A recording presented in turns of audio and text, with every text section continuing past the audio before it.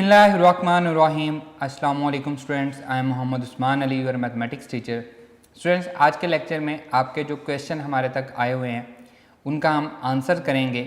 आइए स्टार्ट करते हैं। जी स्टूडेंट्स, आप लोगों को काफ़ी प्रॉब्लम हो रही है एक्सरसाइज 1.3 क्वेश्चन नंबर 4 का जो 9th पार्ट है उसके काफ़ी ज़्यादा क्वेरीज आ रही हैं कि सर इसको दोबारा करवा दें। तो इसका हम एक अल्टरनेट मेथड, पहले वाला मेथड काफ़ी लेंथी था, उस मेथड से आपको करवाया है क्योंकि उस मेथड से आप किसी भी तरह का क्वेश्चन इसमें आ जाए उसको आप सॉल्व कर सकते हैं। अगर आपको वो समझ में नहीं आ रहा तो एफएससी तक आप एक और मेथड को भी यूज़ कर सकते हैं।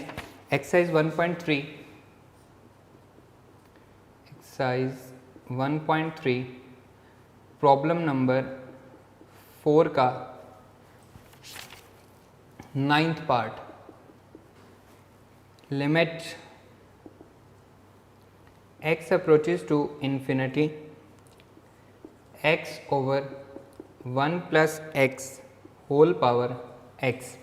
इसका जो हम प्रीवियस मेथड कर चुके हैं, आपको एनटी टेस्ट में भी और कई जगह पे हेल्पफुल होगा। उस मेथड को अगर आपको समझ आ गई है, वेल एंड गुड। लेकिन एफएससी के अकॉर्डिंग आप इस क्वेश्चन को इस मेथड से भी सॉल्व कर सकते हैं, जिस मेथड से अभी मैं सॉल्व करने जा रहा हूँ। सिंपली आपने करना क्या है, limit x approaches to infinity, जो अंदर वाली वैल्यूज़ हैं उनको उल्टा दें तो ये पावर क्या हो जाएगी, -x हो जाएगी। और इसमें हमने कोई चेंज नहीं किया, सिर्फ अंदर वाली जो वैल्यू थी पावर के नीचे उसको हमने उल्टा दिया तो पावर हमारे पास चेंज हो गई। Limit x approaches to infinity 1 over x दोनों के साथ अलग अलग डिवाइड हो रहा है, x over x power -x हो गई। Limit x approaches to infinity, इसको मैं लिख सकता हूँ 1 ओवर x और ये हमारे पास 1 हो जाएगा, पावर -x हो गई।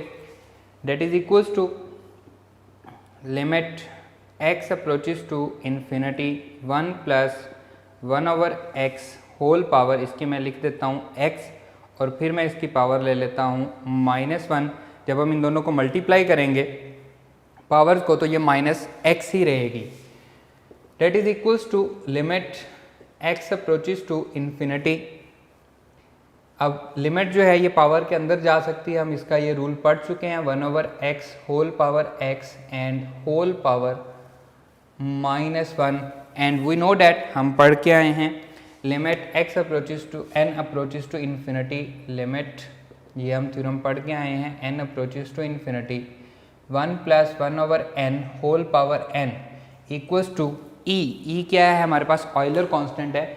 यहाँ पे n है तो इसकी पावर n होगी, यहाँ पे x है तो इसकी पावर x हो गई। तो देखें ये सेम उसी तरह से है, तो इसको हम लिखेंगे e और ऊपर पावर क्या आ जाएगी -1, या हम इसको 1 ओवर e कह सकते हैं और हमारा रिक्वायर्ड आंसर हमें मिल रहा है। क्लियर। प्रीवियस जो है आपको मेथड मैंने करवाया था उसको आप इग्नोर कर दें, ख़त्म कर दें। इस मेथड को फॉलो करके भी आप इस क्वेश्चन को सॉल्व कर सकते हैं। अब मूव करते हैं नेक्स्ट जो हमारे पास क्वेश्चन आया है। बच्चों को अभी तक कंटिन्यूस फंक्शन की जो हमारे पास केसेस हैं, 3 जो हमारे पास कंडीशंस हैं उन पे प्रॉब्लम आ रहा है। क्वेश्चन आ रहे हैं कि सर उनको एक दफ़ा मज़ीद समझा दें, तो मैं कंटिन्यूस फंक्शन को दोबारा से समझा रहा हूँ। A function f is said to be continuous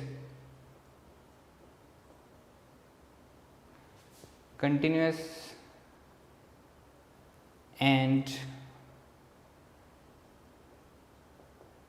discontinuous functions। A function f is set to be continuous, वही जो बुक पे हमारे पास इबारत लिखी हुई है उसी को हम फॉलो करते हैं। If is satisfied the following conditions. Number 1, f of c must be define।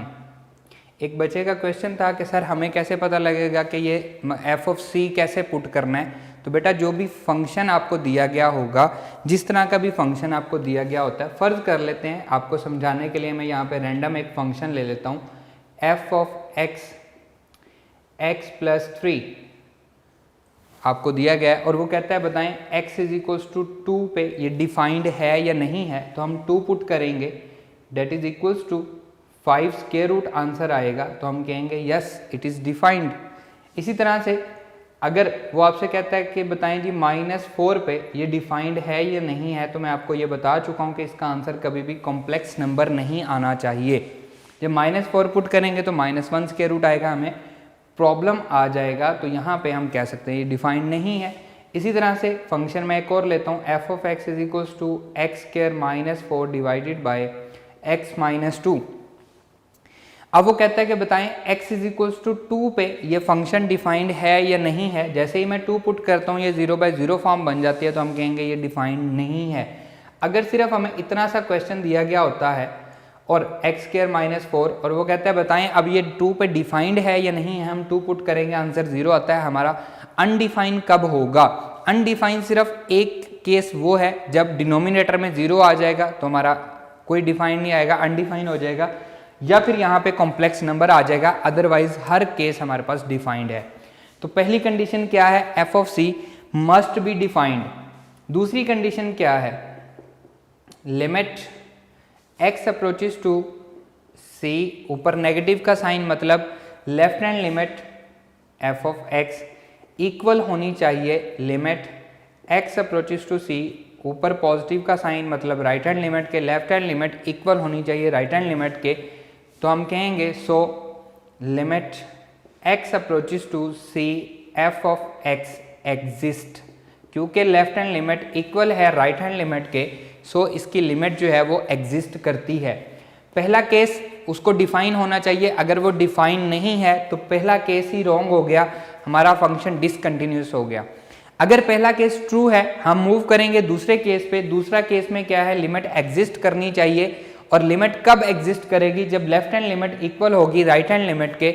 अगर ये भी ट्रू है तो हम मूव करेंगे तीसरे केस पे, और अगर ये गलत हो जाता है, पहला ट्रू दूसरा गलत हो जाता है, तो हम कहेंगे कि हमारा फंक्शन क्या है? डिसकंटिन्यूस है। और अगर ये ट्रू है तो हम तीसरे केस पे मूव करेंगे। तीसरा केस क्या है? एफ ऑफ सी, इसको पुट करने से जो आंसर आया है वो इक्वल होना चाहिए लिमिटिंग आंसर के x approaches to c f of x के। अगर ये दोनों आंसर सेम हो जाते हैं तो हम कहेंगे कि हमारा फंक्शन जो है वो कंटिन्यूस है, और अगर ये सेम नहीं होते तो हम कहेंगे कि हमारा फंक्शन क्या है? तीसरा केस गलत हो गया, 2 ट्रू तीसरा गलत हो गया, तो हम कहेंगे हमारा फंक्शन जो है वो क्या है? डिसकंटिन्यूस है। उम्मीद करता हूँ कि अब आपको ये क्लियर हो गया होगा। जिस भी बच्चे का जो कन्फ्यूजन था इसमें, उसका वो कन्फ्यूजन ख़त्म हो गया होगा। नेक्स्ट क्वेश्चन जो आया है वो है जी डिफ्रेंसीशन का जो इंट्रोडक्शन लेक्चर है उसको दोबारा से रिपीट कर दें, तो मैं उसको दोबारा से रिपीट कर रहा हूँ। जी स्टूडेंट्स, क्वेश्चन ये है कि डिफ्रेंसीशन का जो फर्स्ट लेक्चर है, इंट्रोडक्टरी लेक्चर जो है, उसको रिपीट कर दें। उसमें सबसे पहले हमने जिक्र किया था डिपेंडेंट एंड इंडिपेंडेंट वेरिएबल का।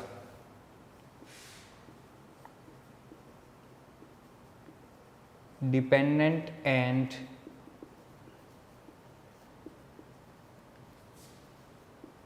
Independent variable. हमने एक एग्जांपल ली थी a is equals to pi r square. हमारे पास सर्कल के एरिया का फॉर्मूला है a is equals to pi r square. अब यहाँ पे रेडियस जो है ये हमारे पास इंडिपेंडेंट वेरिएबल है, a हमारे पास जो है वो डिपेंडेंट वेरिएबल है। जैसे जैसे हम रेडियस को बड़ा करते जाएंगे, या हम मेरा ख्याल 6 क्लास से हम इसको पढ़ना शुरू कर देते हैं, सर्कल में रेडियस क्या होता है, सर्कल का एरिया क्या होता है, सर्कल का डायामीटर क्या होता है। हम रेडियस को बड़ा करते हैं तो सर्कल भी हमारे पास बड़ा होता जाएगा, और अगर हम रेडियस को छोटा करते जाएं तो सर्कल भी हमारे पास छोटा होता जाएगा। तो यहाँ पे रेडियस जो है इसको हमने कहा था कि ये हमारे पास इंडिपेंडेंट वेरिएबल है, इंडिपेंडेंट वेरिएबल है, एंड एरिया हमारे पास डिपेंडेंट वेरिएबल है, डिपेंडेंट वेरिएबल। और एरिया किस पे डिपेंड कर रहा है? रेडियस पे डिपेंड कर रहा है। जैसे जैसे हम रेडियस बढ़ाते जाते हैं वैसे वैसे एरिया भी बढ़ता जाता है, और जैसे जैसे हम रेडियस कम करते जाते हैं वैसे वैसे एरिया भी कम होता जाता है। जैसा कि जो स्टूडेंट्स हैं, मोस्टली स्टूडेंट जो हैं वो खुद नहीं कमाते, तो वो अपने पेरेंट्स पे डिपेंड कर रहे होते हैं, तो पेरेंट्स इस केस में इंडिपेंडेंट होते हैं और स्टूडेंट्स जो होते हैं, उनके जो चिल्ड्रंस होते हैं वो क्या होते हैं, डिपेंडेंट होते हैं। नेक्स्ट, ये हमने इसलिए जिक्र किया था कि डेरिवेटिव की डेफिनेशन में डिपेंडेंट और इंडिपेंडेंट वेरिएबल को हम डिस्कस कर रहे होते हैं। अब मैं यहाँ पे मैंने कुछ फंक्शंस को डिस्कस किया था। फर्स्ट फंक्शन मैंने लिया था f of x is equals to c, constant function मैंने लिया था, और यहाँ पे f of x equals to लिया था 2। क्लियर? सबसे पहले हमने इसको डिस्कस किया था। अब इसमें जब मैं पुट करता हूँ x की जगह पे 1 पुट करता हूँ तो मेरे पास आंसर आता है 2। x की जगह पे मैं 2 पुट करता हूँ तब भी 2 आंसर आता है। x की जगह पे जब मैं 3 पुट करता हूँ तब भी 2 आंसर आता है। x की जगह पे मैं 100 पुट करूँ तब भी 2 आंसर आता है। x की जगह पे मैं 1000 पुट करूँ तब भी 2 ही आंसर आता है। तो मैंने कहा था कि अगर मैं इसमें देखूं कि चेंज क्या आ रहा है, तो कोई चेंज नहीं आ रहा, एक ही सेम आंसर आई जा रहा है। अगर यहाँ पे मैं 3 रखूंगा तो वही आंसर आएगा, अगर मैं 4 रखूंगा तो वही आंसर आएगा।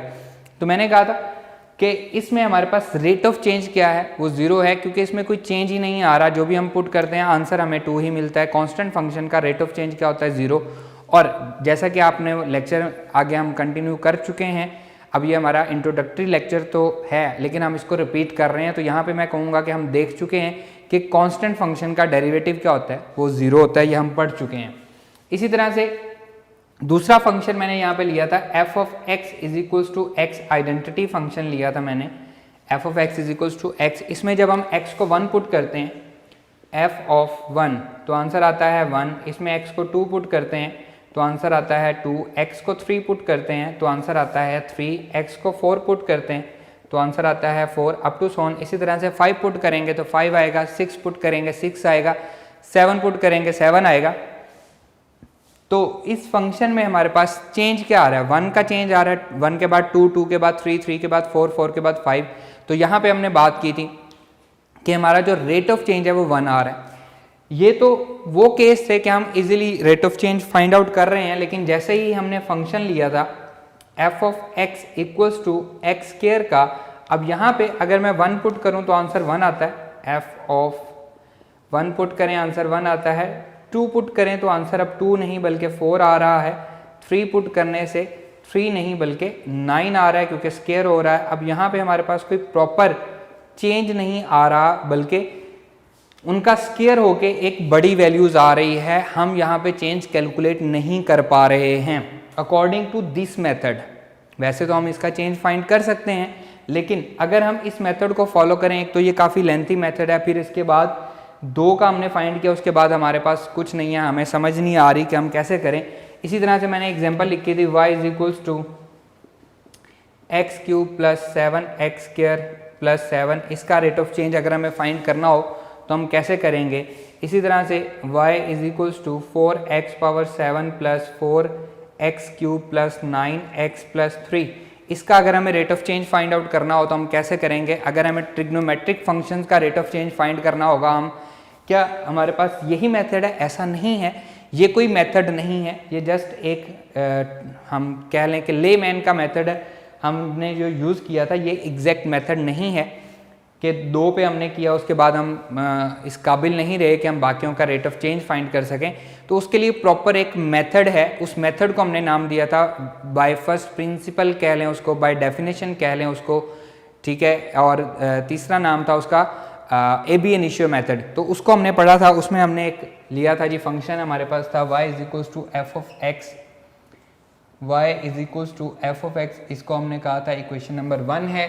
अब हम करते हैं जी स्टेप 1, हम डिपेंडेंट वेरिएबल में भी चेंज लेके आते हैं और इंडिपेंडेंट वेरिएबल में भी चेंज लेके आते हैं।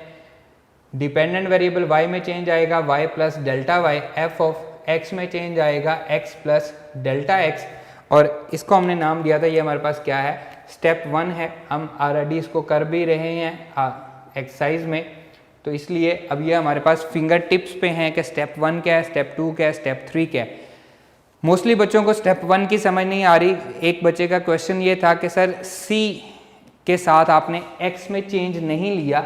जब मैंने क्वेश्चन किया था तो c के साथ x ही नहीं है, तो उसमें मैं चेंज क्या लेके आऊँ। जब चेंज जो आता है वो x और y में आता है, डिपेंडेंट वेरिएबल और इंडिपेंडेंट वेरिएबल में चेंज आता है, कांस्टेंट में चेंज नहीं आता। ये हमारे पास फर्स्ट स्टेप था, इसे हम कहेंगे जी ये हमारे पास क्या है, इक्वेशन नंबर 2 है। और इसको हमने क्या किया था, सब्ट्रैक्ट किया था, subtract equation 1 from equation 2। Equation 1 को इक्वेशन 2 में से सब्ट्रैक्ट किया तो ये हमारे पास क्या था, स्टेप नंबर 2 था, step number 2। Left hand side से लेफ्ट हैंड साइड सब्ट्रैक्ट होगी, y plus delta y minus y equals to f of x plus delta x minus f of x, y से y कैंसिल हो गया, delta y equals to f of x plus delta x minus f of x. और इसे हमने क्या कहा था कि ये क्या है, चेंज इन फंक्शन, इसको हम क्या कहते हैं, ये क्या है, चेंज इन फंक्शन है। नेक्स्ट है जी हमारे पास स्टेप 3, हम इसको डेल्टा एक्स से डिवाइड करते हैं, डिवाइडेड बाय डेल्टा एक्स, इसको हम कहते हैं जी ये हमारे पास क्या है, स्टेप नंबर 3 है। Delta y over delta x, delta y over delta x equals to f of x plus delta x minus f of x divided by delta x, and that is called average rate of change. एक बच्चे का question ये था sir delta y over delta x क्या है, तो ये क्या है, एवरेज रेट ऑफ चेंज है, रेट ऑफ चेंज। ये भी हमारे पास एवरेज रेट ऑफ चेंज इस तरह से लिखा जाए तो ये भी एवरेज रेट ऑफ चेंज है, इस तरह से इसको लिखा जाए तो ये भी हमारे पास एवरेज रेट ऑफ चेंज है। और एवरेज रेट ऑफ चेंज को मैंने आपको समझाया था कि फ़र्ज़ करें आप यहाँ से इस्लामाबाद गाड़ी ड्राइव करके जा रहे हैं, तो एट दी एंड आप कहते हैं जी मैं 100 किलोमीटर पर आवर की स्पीड से ड्राइव करके आया हूँ, तो मेरा क्वेश्चन ये होगा क्या आपने टोल प्लाजा भी 100 किलोमीटर पर सेकेंड की स्पीड से क्रॉस किया, ऐसा तो नहीं है। तो हम एवरेज कैसे निकालते हैं, हम 4 से 5 जगह रेंडमली हम उसकी रीडिंग नोट करते हैं कि इस जगह पे मेरी स्पीड ये थी, दूसरे नंबर पे मेरी स्पीड ये थी, तीसरे नंबर पे मेरी स्पीड ये थी, उन सभी स्पीड्स को कंबाइन करके टोटल पे हम डिवाइड करके तो हम क्या निकालते हैं, एवरेज निकाल लेते हैं, तो that is called average rate of change. इसी तरह से अब जब हम इस पर लिमिट अप्लाई करते हैं, applying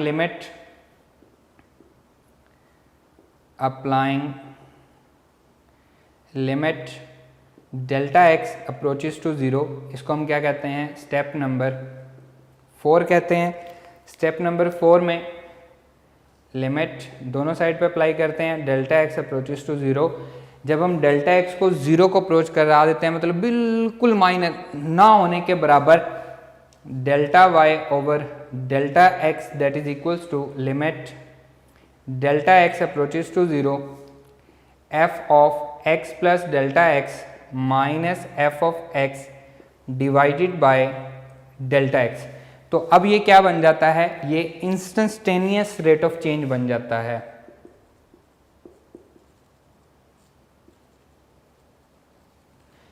instantaneous rate of change मतलब ऐसा चेंज जो जस्ट एक लम्हे में आए। आप ड्राइव कर रहे हैं 60 किलोमीटर पर आवर की स्पीड से जा रहे हैं, एकदम आगे स्पीड ब्रेकर आ जाता है तो आप फौरन ब्रेक लगाएंगे, वो जो फौरन आपने ब्रेक लगाई है that is called instantaneous rate of change. अब ये लेफ्ट साइड पे भी इंस्टेंटेनियस रेट ऑफ चेंज को ही रिप्रेजेंट कर रहा है, राइट साइड पे भी इंस्टेंटेनियस रेट ऑफ चेंज को ही रिप्रेजेंट कर रहा है, जो एक लम्हे का चेंज होता है। तो यहाँ पे हमने इसकी डेफिनेशन पढ़ी थी, the instantaneous rate of change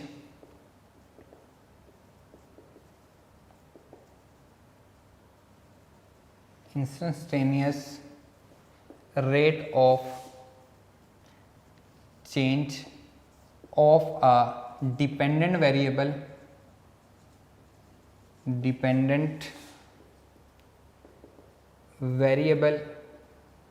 with respect to independent variable is called the derivative। उसको हम क्या कहते हैं, डेरिवेटिव कहते हैं। And the process of finding the derivative, the process of finding the derivative is called differentiation.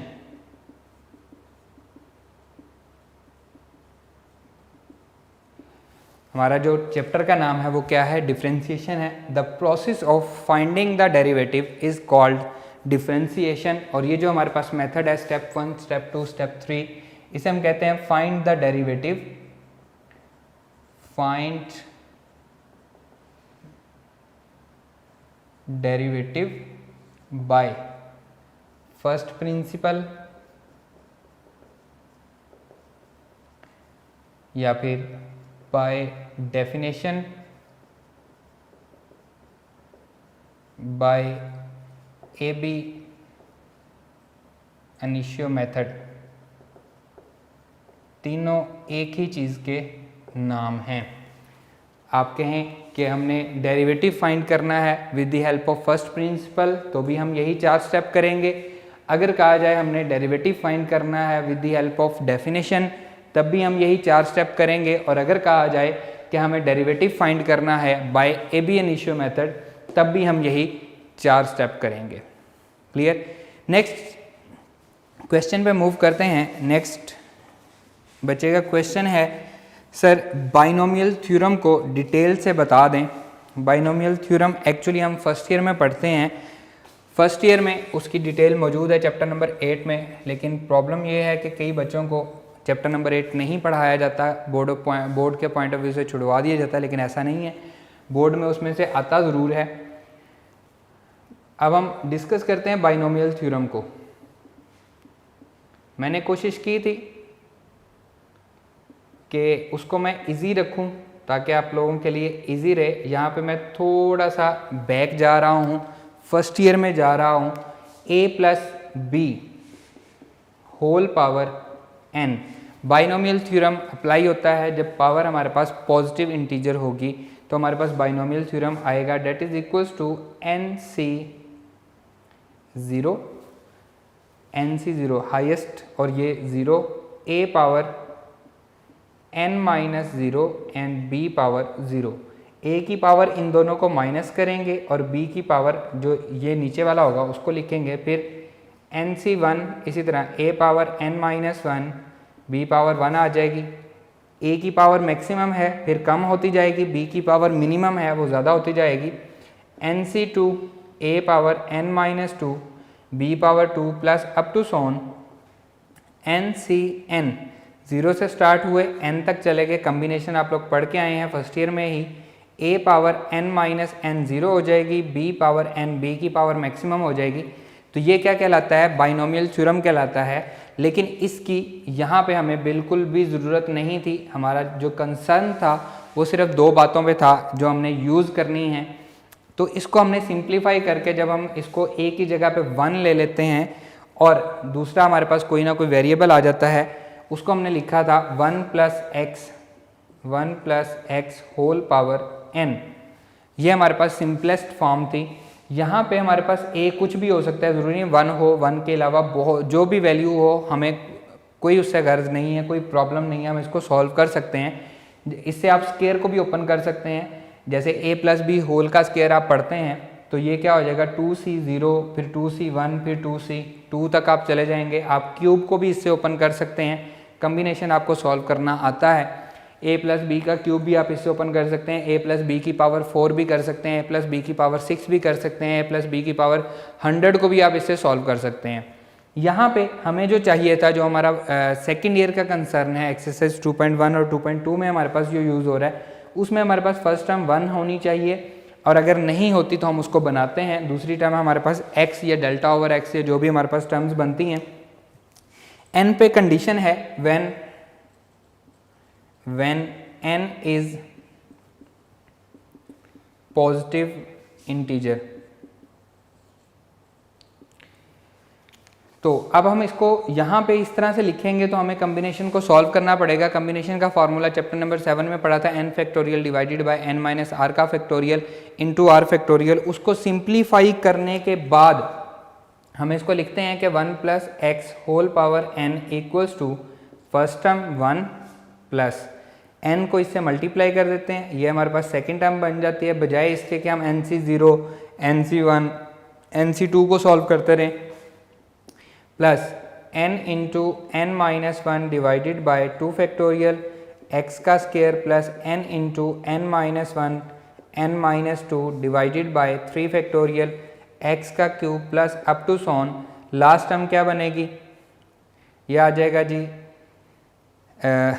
x power n, इसकी जो भी लास्ट टर्म होगी, क्योंकि बाकी हमारे पास सारा n ये हमारे पास 1 होता है, इसलिए n into n minus one n minus 2 up to so on हम नहीं लिखते, तो ये आ जाएगा जी हमारे पास, या n फैक्टोरियल ओवर n, तो ये हमारे पास x पावर n, ये इसकी लास्ट टर्म बनती है। इसी तरह से when n is not a positive integer, when n is not a positive integer, अगर n पॉजिटिव इंटीजर नहीं है तो हम देख चुके हैं, एक्सरसाइज हम कर रहे हैं, तो या तो वो नेगेटिव होगा या फिर वो फ्रैक्शन में होगा। तो दोनों में डिफरेंस क्या आएगा, सिर्फ लास्ट टर्म नहीं आएगी, बाकी सारे का सारा एज इट इज़ आएगा। 1 प्लस पावर इससे मल्टीप्लाई होगी nx plus n into n minus one divided by 2 factorial x का square plus n into n minus one n minus 2 divided by 3 factorial x का cube plus up to so on. दोनों में difference क्या है, जब positive integer होगा हम last term लिखेंगे, जब पॉजिटिव इंटीजर नहीं होगा मतलब नेगेटिव इंटीजर होगा या फ्रैक्शन में होगा हम लास्ट टर्म नहीं लिखेंगे। सेकंड ईयर में इससे हमारा कोई कंसर्न नहीं है, ये हम फर्स्ट ईयर में पढ़ के आए हैं। बाइनोमियल थ्योरम क्या होता है, इसके आगे कौन कौन सी कंडीशंस हैं, सारी बातें हम फर्स्ट ईयर में। हमारा जो मेन कंसर्न है वो सिर्फ इन दो बातों से है। आपने इन दो को याद रखें, इसको ओपन करना, बजाय इसके कि हम इनके कम्बिनेशन बैठ के ओपन करते रहें, हमारे काफ़ी सारे स्टेप्स ज़ाया होंगे। तो हम डायरेक्टली इसको याद कर लेते हैं, ये ओपन करने के बाद लिखे गए हैं। क्लियर, इसको याद करें। फ़र्क सिर्फ इतना है कि यहाँ पे लास्ट टर्म आएगी, यहाँ पे लास्ट टर्म नहीं आएगी। बाकी अगर आपका फर्स्ट ईयर का कन्फ्यूजन है तो आप उसको फर्स्ट ईयर में जाकर रिकॉल कर सकते हैं। जी स्टूडेंट्स, ये आपके क्वेश्चन थे जो आज हमने डिस्कस किए हैं। आपकी जो क्वेरीज़ हैं वो हम साथ साथ डिस्कस करते जा रहे हैं। जो मोस्टली क्वेश्चंस होते हैं उनके आंसर मैं कोशिश करता हूँ वहीं पे दे दूँ। और अगेन वही बात मैं रिपीट करूँगा कि क्वेश्चन प्रॉपरली पूछा करें। क्वेश्चन की समझ नहीं आती कि पूछा क्या गया, सर पार्ट नंबर 1 दोबारा रिपीट करवा दें। अब मुझे तो नहीं पता कि किसका पार्ट नंबर 1 आप कह रहे हैं, प्रॉपर लिखा करें। सर एक्सरसाइज ये, उसका क्वेश्चन नंबर ये, उसका पार्ट नंबर 1 हमें समझ नहीं आई। कई बच्चों का मैसेज आता है सर समझ नहीं आई। अब उसमें मैं क्या कर सकता हूँ कि सर समझ नहीं आई, मुझे क्या पता आपको क्या समझ नहीं आई। आप अपनी प्रॉब्लम लिखा करेंगे, सर मुझे ये बात समझ नहीं आई। और मैं बार बार कह चुका हूँ, वहाँ पे मेरा नंबर दिया गया है, आप मुझे व्हाट्सएप कर दें, आप मुझे डायरेक्टली कॉल कर लें कि सर हमें इसमें से ये वाली बात समझ नहीं आई, इसको दोबारा रिपीट कर दें। तो अगर क्वेश्चन आंसर सेशन होगा तो मैं आपको क्वेश्चन आंसर सेशन में कर दूंगा रिपीट, या फिर उसी वक्त इजी क्वेश्चन जो होंगे उसका फ़ौरन जवाब अगर दिया जा सकता है आपको वहीं पे फ़ौरन जवाब दिया जा सकता है। अगर आप व्हाट्सएप पे मुझे तस्वीर मैसेज कर देंगे तो ज़्यादा इजी हो जाएगा, मैं आपको प्रॉपर वहाँ पे गाइड कर सकूँगा। तो अगेन मैं आपको रिपीट कर रहा हूँ कि क्वेश्चन प्रॉपरली पूछा करें, जो बात समझ नहीं आई वो लिखा करें। और अगर यहाँ पे लिखने में प्रॉब्लम आ रहा है तो व्हाट्सएप कर दिया करें, पेज पे लिखें, वहाँ पे लिखना आसान है। टाइप में आपको डेल्टा एक्स नहीं पूरा लिखना पड़ता है, या और कोई प्रॉब्लम आता है मैथमेटिकल टर्म्स आपको पूरी लिखनी पड़ती हैं, तो जस्ट आप एक पेज पे लिखें, उसको व्हाट्सएप कर दें मुझे कि सर मुझे ये बात समझा दें कि यहाँ से ये बात नहीं समझ आई। और अगर पूरा लेक्चर आप कंसंट्रेशन से सुनते हैं, बहुत सारी बातें मैं आपको समझाता हूँ जो कि आप इग्नोर कर रहे होते हैं और बाद में आप वही मेरे से क्वेश्चन पूछ रहे होते हैं। लेक्चर को ध्यान से सुना करें। बहुत सारी बातें ऐसी होती हैं जो आपको लेक्चर के दौरान उर्दू में भी लिखनी पड़े तो आप लिख लिया करें। ज़रूरी नहीं है कि आप उसको सुन के और नज़रअंदाज कर दिया। बहुत सारे ऐसे पॉइंट्स होते हैं, ऐसे कॉन्सेप्ट्स होते हैं जो कि ज़रूरी होते हैं, तो आप उनको उर्दू में साथ लिख लें कि यहाँ पे सर ने ये हिंट दिया, यहाँ पे ये हिंट दिया, उससे आपको लेक्चर प्रॉपर प्रिपेयर हो जाएगा। और मैथ्स को कभी भी रट्टा नहीं लगता। ये बात, मेरे पास कुछ क्वेश्चंस आते हैं, वहाँ से मुझे समझ आ रही होती है कि ये बच्चा रट्टा लगाने की कोशिश कर रहा है उससे, इसलिए ये कन्फ्यूजन हो रही है। मैथ को कभी भी रट्टा नहीं लगता, जितना भी होता है इसको प्रॉपरली सॉल्व किया करें। एक क्वेश्चन को 3-3, 4-4 दफ़ा जब आप करेंगे तो क्वेश्चन आपके फिंगर टिप्स पे आ जाएंगे, फिर ये कभी आपको भूलेंगे नहीं। आपकी जो बोर्ड प्रिपरेशन है उसमें भी आपको ये बड़ा हेल्पफुल रहेंगे अभी अगर आप इनको फिंगर टिप्स पे कर लेंगे। क्लियर। इंशाल्लाह नेक्स्ट जो आपके क्वेश्चन होंगे वो नेक्स्ट क्वेश्चन आंसर सेशन में करेंगे। बाकी जो भी प्रॉब्लम है वो आप डायरेक्टली भी मैंने आपको कहा है पूछ सकते हैं आप, वहाँ पे भी हमारे पास जो कमेंट्स आ रहे हैं वहाँ पे भी मैं रिप्लाई करता रहता हूँ। नेक्स्ट लेक्चर में आपसे मुलाकात होगी। अल्लाह हाफिज़।